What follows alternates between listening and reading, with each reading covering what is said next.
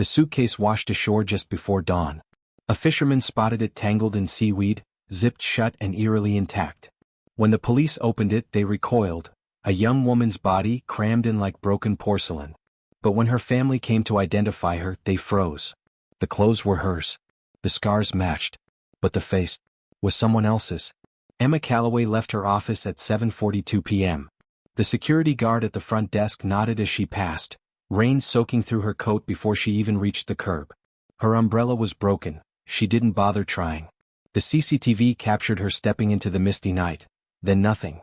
She vanished into the blur of street lamps and wet asphalt. Her phone stopped responding at 8:07 p.m. The last tower ping placed her on the coastal highway, a stretch of road that curves along the cliffs west of the city. Her car was never found.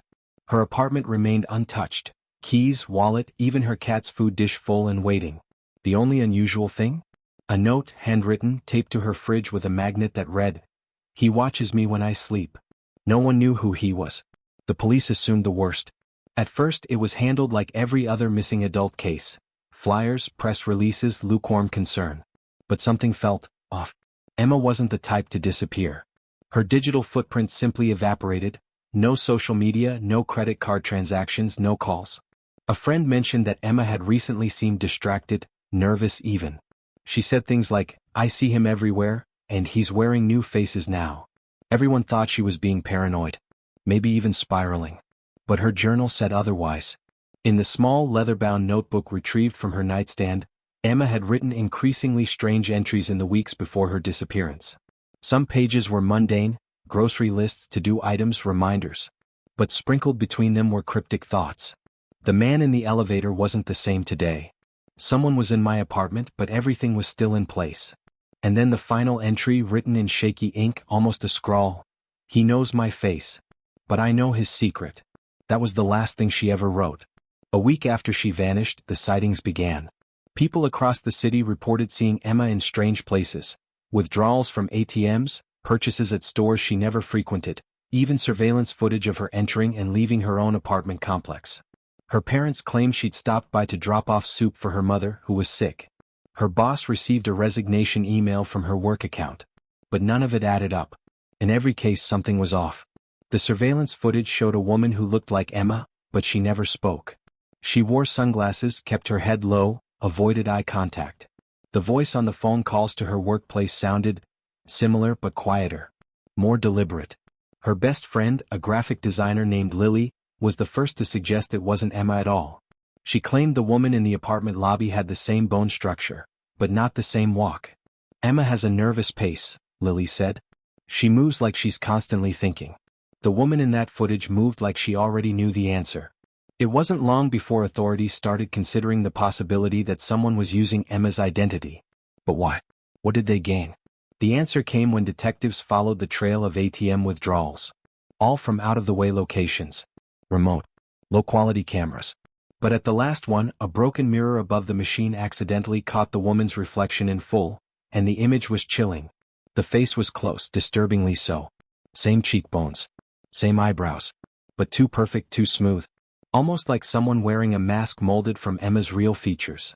The person withdrawing the cash didn't even flinch when the camera blinked red. In fact, she looked straight into it, smiled, and walked away. 2 days later, a gas station attendant reported something odd. A woman, Emma's build and height, came in during a night shift, asking to use the bathroom. She never came out. When the clerk finally went to check, she found a trash bag stuffed into the sink, full of what looked like surgical gloves, gauze, and, bizarrely, a prosthetic nose. It was then that investigators began to wonder, had Emma been replaced? Or worse, was someone trying to make it look like she had returned, just long enough to cover up whatever had really happened to her? It was a wild theory, but there was precedent. Underground identity markets. Facial reconstruction. People paying to look like someone else to steal their life. But this wasn't just an impersonation. It was something deeper. A calculated effort to manipulate not just Emma's identity, but her absence. By the end of the third week, public interest waned. The news cycle moved on. But Emma's parents never did. They posted daily updates, begged for tips, followed every false lead. Her father said, "She's not just missing. She's being erased." And then came the suitcase. Folded inside like discarded laundry, soaked and silent. Her body. Or what they thought was her body. The clothes were Emma's. The jewelry. Even the small scar above her collarbone from a childhood bike accident. But when they turned her over, pulled back the damp hair, looked at the face. It wasn't hers. And from that moment on, the case stopped being about a missing woman. It became a nightmare no one could wake from. The tide was lower than usual that morning. It had pulled back just enough to reveal something wedged between two jagged rocks along the shoreline of Black Hollow Bay. A red hardshell suitcase. Waterlogged. Zipper rusted. It might have gone unnoticed, dismissed as trash from one of the cargo ships that often passed through the area. But a fisherman named Cal Bremer saw something protruding, something pale and unnatural. He called the police without even touching it. When the suitcase was opened, the smell hit first. Inside was the body of a young woman. Folded violently, knees to chest, back arched in ways the human spine should never allow. Duct tape wrapped around the ankles and wrists. A plastic bag had been over her head, but it had filled with seawater and deflated. Her skin was bloated. Bruised. But even in that state, one thing was immediately clear to the officers on scene. This looked like Emma Calloway. She had been missing for nearly a month. Her face had been on posters, news broadcasts, and online forums. People felt like they knew her face. And this woman had all the markings, same height, build, even the same delicate gold locket Emma always wore, still clasped tightly around her neck. The body was rushed to the coroner's office. Her fingerprints were gone, burned or sanded off, but her dental records matched. A small tattoo on her ankle matched Emma's as well. For a moment there was a grim sense of closure. At least the family would have answers. But that illusion shattered quickly. When her parents came to identify her, they froze. Emma's mother backed out of the room before even reaching the table. Her father stared at the body, then turned to the detectives and said, "That's not her face." At first they assumed it was denial. Grief. The face was distorted, swollen from the water, discolored, but not beyond recognition. Yet something was off. The shape of the nose. The position of the eyes. The jawline too square. Too angular. A full autopsy revealed something no one was prepared for. The facial skin had been altered. Not simply damaged by decomposition but surgically tampered with. There were faint incision marks near the ears, under the chin, along the scalp, areas typically involved in facial reconstruction procedures. But this wasn't a facelift or cosmetic tweak. This was something far more grotesque, a partial graft. Layers of flesh had been added. Stitched, shaped, and then blended in with an almost theatrical level of care. Someone had gone through the trouble of replacing Emma's face with someone else's. The medical examiner couldn't say exactly who the original face belonged to, but they were certain of one thing: it was not Emma's. In fact, the forensic artist noted that the current face most closely resembled another missing person from out of state, a woman named Raylan Moore who vanished 2 weeks before Emma, and whose body had never been found. The two women looked nothing alike. Raylan was older, had different bone structure, and was from an entirely different part of the country. So why was her face on this body? Theories spiraled fast. Was this an identity theft ring? A deranged surgeon using human faces like costumes? Or was the body even Emma's at all? Some investigators now questioned the dental records. Maybe they'd been manipulated. Maybe this wasn't Emma or Raylan. Maybe it was someone no one had even reported missing. But if that were true, where was Emma? And who had gone to such precise lengths to make them believe she'd been found? Photographs of the body were never released publicly. The details were too disturbing. But word got out anyway. The internet lit up with speculation. Conspiracy theorists claimed it was part of a larger pattern. Unsolved disappearances where bodies showed up with altered identities. Some cited old cases from overseas, involving medical students gone rogue, or cults erasing their members' identities. For detectives, the focus narrowed. Whoever had done this had access to surgical tools, expertise in anatomy, and most importantly, time. This wasn't a rush job. The incisions were clean. The grafts were smooth. The damage to the fingers and face was meant to delay identification, not destroy it. Which meant the killer wanted Emma to be found. Wanted them to believe she was dead, but also to question it. The suitcase itself told a story too. Cheap brand. Sold at a chain store in 5 states.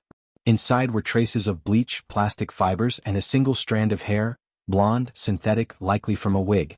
But perhaps the most chilling discovery was under the false bottom of the suitcase. Tucked in a sealed plastic sleeve was a photograph. It showed 2 women, Emma and Raylan, sitting side by side, smiling. The photo was old, slightly faded, and appeared to have been taken in a hospital room or clinic. In the background, a whiteboard with the words Phase 2, Viability, scribbled in red marker. Neither family had ever seen the photo before. And neither could explain how the two women knew each other. It was no longer just a homicide. It was a message. And whoever had sent it was watching, waiting, confident that even with a body the truth would stay buried. Because in this story, death didn't end the mystery. It was only the beginning. The photograph changed everything. Emma and Raylan side by side looking oddly calm. The whiteboard in the background, with its cryptic medical jargon, turned the case from a murder investigation into something else entirely.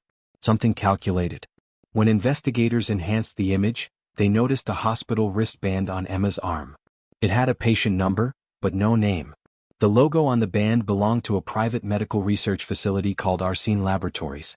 It had been shut down 4 years earlier after being linked to several ethics violations, including unauthorized human trials and identity manipulation projects tied to experimental facial reconstruction. The facility was supposed to be defunct. The building had been sold. The founders disappeared overseas. But now their names surfaced again, connected to 2 missing women and 1 surgically altered corpse. Arsene's specialty had been a classified procedure, facial remapping through biological grafts. Initially meant for burn victims or trauma patients, their trials went dark after whistleblowers leaked internal documents detailing elective procedures for untraceable identity changes. Emma had interned briefly at a sister research firm in college. That wasn't in her public resume. But she'd been there, confirmed through archive badge data and emails. That's where she likely crossed paths with someone from Arsene. Or perhaps with Raylan. Raylan Moore had also been in medicine, though from the administrative side. She'd worked with insurance data, helping medical startups source coverage for experimental treatments. She too would have had access to Arsene's private records. That photo of the two of them wasn't a coincidence. It was a warning. A breadcrumb. Investigators now believed Emma had uncovered something about Arsene. Something she wasn't supposed to know. Maybe she'd seen files disappear. Patient records erased. Maybe she'd met someone who had undergone the procedure. Someone with a face that didn't belong to them. That would explain the cryptic journal entries. He knows my face, but I know his secret. She wasn't being followed by a stranger. She was being hunted by someone she thought she knew, until she saw their real identity slip through. A scar in the wrong place. A memory they didn't share. A smile that didn't match. And once she knew, they couldn't risk her telling anyone. The trail led to a private address registered under a shell corporation once tied to Arsene's holding company. It was a large house tucked in a wooded suburb, cold, sterile, and almost surgical in its emptiness. In the basement, police found a hidden room. Inside, 2 medical tables, surgical lights, and a row of facial molds hanging on the wall like grotesque masks. Silicone replicas of different features, eyes, jaws, ears. A refrigerator contained vials labeled with initials. DNA samples. And in the corner, a computer with encrypted files, slowly decrypted by forensic techs over the next several days. What they uncovered was staggering. A network. Dozens of clients. Wealthy, powerful individuals paying millions to vanish from their lives and re-emerge with new faces, new names, new passports. All handled through the remnants of Arsene's underground network. Emma hadn't just stumbled into a scandal. She had uncovered a global black market operation that specialized in erasing identities and replacing them. Each client had a donor. Someone similar in size, build, and medical compatibility. Most donors were listed as untraceable, meaning runaways, trafficked individuals, or people who would not be missed. But Emma and Raylan were different. They had no reason to be targets. Unless they weren't the donors. They were the threats. Raylan had access to the financial data. Emma had seen the medical records. Together they could dismantle everything. Expose clients. Testify. But that never happened. Raylan disappeared first. Then Emma. Not in haste, but methodically, steps taken to ensure confusion, misdirection, and enough false leads to keep investigators chasing shadows. The face on the body in the suitcase? It wasn't just about deception. It was a test. A trial. A deliberate statement from those behind the network. We control who is seen. We decide whose face matters. One final twist emerged from the decrypted files. A log entry timestamped 2 weeks after Emma vanished. Read. Phase 3 approved. Subject reintroduction successful. Identity assumed. No known leaks. A subject had taken Emma's place. That woman seen withdrawing cash, visiting her parents, resigning from her job. It hadn't been Emma. It had been someone else, living inside her life, wearing her routine like a costume, laying the groundwork for the final switch. But the real Emma may never have made it out. Her body was likely never recovered. The one in the suitcase. A failure. A prototype. A decoy meant to close the loop. The network behind it all? They vanished again. The house was burned down weeks later in what was labeled an accidental fire. All remaining digital evidence was wiped remotely before agents could recover anything further. What remained were fragments. A photograph, a faceless corpse, and a haunting realization. Emma Calloway didn't disappear. She was overwritten. And the face the world mourned was never hers to begin with.